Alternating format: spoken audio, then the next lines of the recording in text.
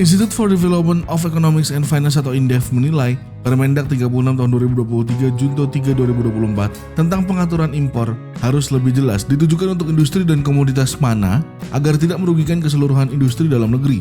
Kepala Center of Industry, Trade and Investment INDEF, Andri Satrio Nugroho menilai pelarangan dan pembatasan atau lartas yang seharusnya menguatkan industri justru menurunkan kinerja industri manufaktur. Dirinya mencontohkan, industri tekstil dan produk tekstil atau TPT hilir, kebijakan lartas impor border menjadi angin segar karena selama ini impor barang konsumsi dan bahan baku ilegal membanjiri pasar domestik. Namun, industri hulu tekstil yang menggunakan bahan baku polyester masih memerlukan importasi, lantaran 90% masih diimpor dan tidak diproduksi dalam negeri.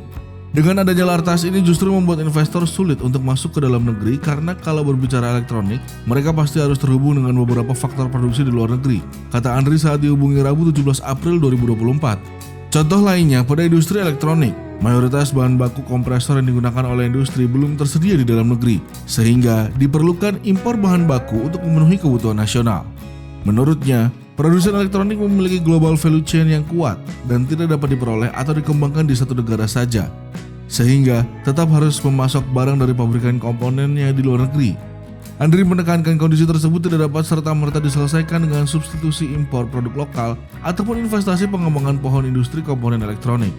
Sebelumnya, Asosiasi Pengusaha Indonesia atau APindo mendorong pemerintah untuk mengevaluasi kebijakan lartas yang diberlakukan agar tidak merugikan industri manufaktur nasional. Pasalnya, nyaris seluruh subsektor manufaktur terkena dampak lartas impor border. Bahkan, dia memperkirakan cakupan restriksi impor beli tersebut mencapai 70% dari total HS barang yang diperdagangkan. Banyak industri yang menyatakan terancam akan berhenti produksi bila tidak ada penyesuaian pelaksanaan lebih lanjut terhadap kebijakan tersebut, ujar Ketua Umum APindo Sinta Kamdani.